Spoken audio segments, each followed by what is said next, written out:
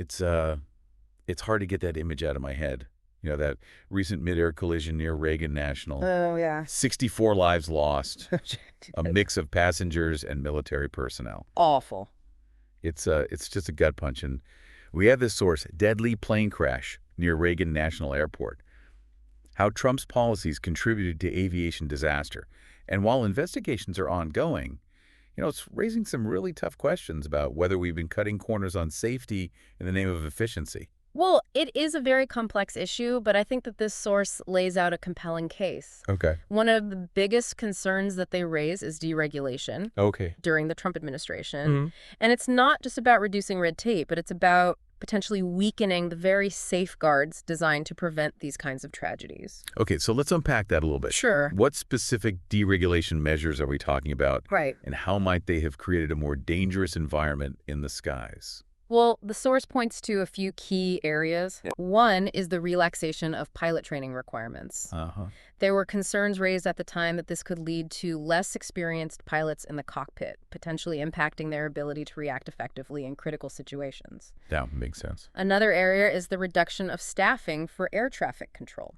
Oh, wow. This can lead to controllers being overworked and potentially overlooking critical details, especially in busy airspace like Reagan National. Right, right. And then there's also the issue of airlines being allowed to increase pilot flight hours. Oh, wow. Fatigue is a known risk factor in aviation accidents, and pushing pilots to work longer hours could increase that risk. So potentially squeezing more work out of pilots while they're already under immense pressure. Yeah, It seems like a dangerous gamble, especially when lives are at stake. exactly. And this source argues that those decisions were driven by a desire to boost airline profits, Yeah. potentially at the expense of safety. Right. They point to Trump's appointment of Steve Dixon, Uh-huh.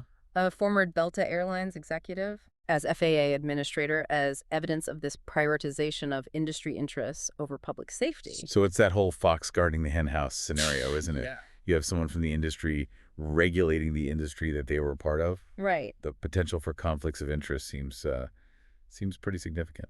Absolutely. And the source argues that Dixon's tenure at the FAA was marked by a weakening of oversight and a reluctance to hold airlines accountable for safety violations. Really? They even bring up the attempted privatization of air traffic control, arguing that while it ultimately failed, it further demoralized the FAA and undermined its ability to effectively regulate the industry. So you have this potential weakening of the FAA's authority coupled with these deregulation measures. Yeah. It starts to paint a pretty unsettling picture. Like the foundation of aviation safety was being chipped away. And what's really concerning is that there were warning signs. Okay. The source highlights a near-miss incident at Reagan National back in 2020 where two planes came dangerously close to colliding. Wait, there was an incident like this before the recent tragedy. Yes, and according to the source, it wasn't an isolated incident. Wow. There were a number of near misses at Reagan National, potentially linked to the staffing and technology issues we talked about earlier. Yeah. These should have been red flags, but the source claims that they were largely ignored by the Trump administration. So you have these potential problems with deregulation FAA appointments and now ignored safety warnings. Right. It's a lot to process, especially considering the tragic outcome we're now grappling with. Yeah. And then there's the Boeing 737 at MAX issue, which this source also links back to Trump's approach to regulation. The 737 MX crashes were a stark reminder of how catastrophic failures can happen when safety is compromised. 2 crashes in a short period, hundreds of lives lost, all because of a faulty automated system. It's awful. It's hard to comprehend. And the source argues that Trump's administration, rather than holding Boeing fully accountable for these failures, Yeah. actually shielded them from scrutiny. So they're suggesting that Trump's close relationship with Boeing and his overall deregulatory agenda potentially played a role in those tragedies as well. Yeah, It's a pretty serious accusation. it is, and it raises some fundamental questions about the priorities of the Trump administration when it came to aviation safety. Like what? Were they prioritizing profits over people? Wow. Were they putting the interests of the industry ahead of the safety of the flying public? Yeah. These are questions that demand answers, especially in light of the recent tragedy at Reagan National. We need to be careful here, though. The investigation into the crash is still ongoing, and it's important to let that process play out. But it's also crucial to acknowledge the potential impact of these policy decisions on the overall safety of our skies. Right, we can't just sweep these concerns under the rug. We need to have an honest conversation about whether The push for efficiency under the Trump administration came at the expense of safety. And what's really striking is that these concerns were raised repeatedly by aviation experts during Trump's presidency. They warned that deregulation could lead to precisely the kinds of tragedies we're now witnessing. And it's heartbreaking to think that those warnings may have gone unheeded, but now, in the face of this horrific crash, it's more important than ever to examine the potential role of these policy decisions and to demand accountability where it's due. It's a heavy topic, Yeah. but it's a conversation we need to have. We owe it to the victims of this tragedy and to all those who rely on air travel to ensure that our skies are as safe as possible. Absolutely. We can't let complacency or a desire for short-term gains compromise the safety of those who entrust their lives to the aviation system. This is a deep dive that's just getting started. We'll continue to unpack this source and explore these critical issues in more depth. Yeah. This crash, it's really ripped open a wound and kind of forced us to confront some uncomfortable truths about how we prioritize safety in this country.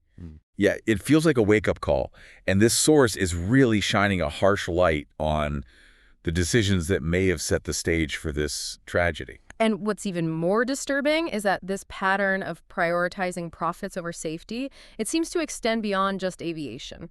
What do you mean by that? Well, think about the environmental regulations that were rolled back during the Trump administration, or the weakening of consumer protections. There's this consistent thread here, a disregard for the well-being of ordinary people in favor of corporate interests. Yeah, it's a systemic issue, a culture where profits trump people, literally. Exactly. And the consequences can be devastating, Yeah. whether it's a plane crash, an environmental disaster, or a financial meltdown. This source argues that Trump's response to the tragedy at Reagan National has been equally concerning. Oh. They claim he's been really dismissive of the potential role of his policies Right. and has even tried to shift blame to the current administration. It's a classic deflection tactic. Yeah. Instead of taking responsibility and acknowledging the potential impact of his decisions, he's trying to evade accountability.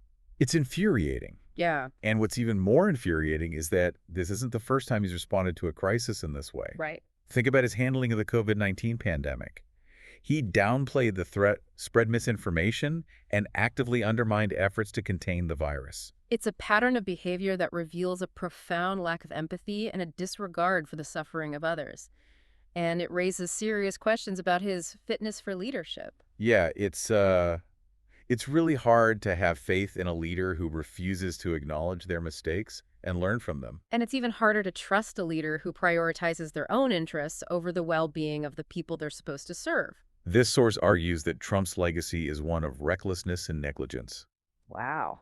They claim that his policies have left the country more vulnerable to disasters, whether it's in the skies at our environment or in our economy. It's a sobering assessment, but it's hard to disagree with when you look at the evidence. It's a stark reminder that elections have consequences and that the choices we make as a society can have a profound impact on our safety and well-being.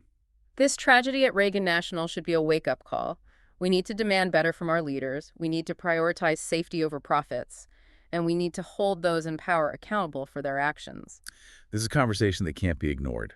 We owe it to ourselves and to future generations to learn from this tragedy and to create a more just and safe society for everyone. This source leaves us with a powerful question, to ponder a question that gets to the heart of what's at stake here. Okay, what is that question?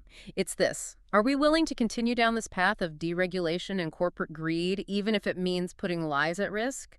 Or are we going to demand a different future one where safety and well-being are paramount? It's a question that deserves our careful consideration, and as we move forward, let's remember the victims of this tragedy and let their loss fuel our commitment to creating a world where such events are preventable. This deep dive has been a tough one, but a necessary one. We've uncovered some hard truths about the state of aviation safety and the potential role of policy decisions in this tragedy. But this isn't just about assigning blame. It's about learning from the past and taking action to prevent future tragedies.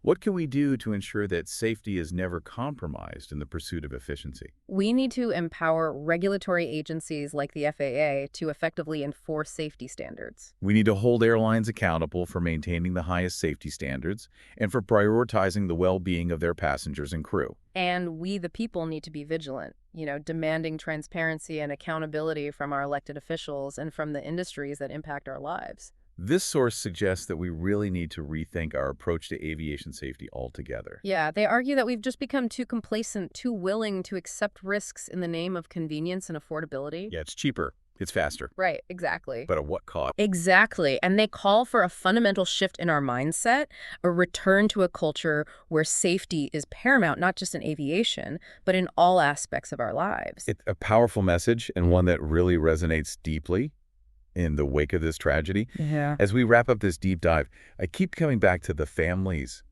of the victims. Of course. 64 lives lost, dreams, shattered futures extinguished. It's just all. Their grief is unimaginable, and their loss is a stark reminder of the human cost of these failures. Yeah, it's easy to get caught up in the statistics, and the policy debates. But we have to remember that behind all that, there are real people whose lives have been irrevocably altered by this tragedy. It's a reminder that behind the statistics and the policy debates, there are real people whose lives have been irrevocably altered by this tragedy. And it's a call to action, a demand that we do better, that we learn from the past, and that we create a future where such tragedies are preventable. This deep dive has been a difficult one, but it's been an important one.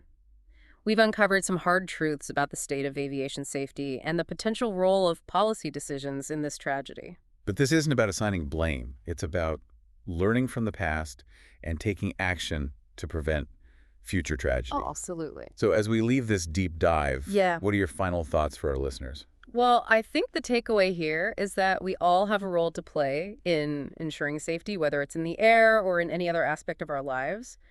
We can't be complacent, we need to hold our leaders accountable, and we need to demand better from the systems that are supposed to protect us. This has been a tough conversation, but a necessary one.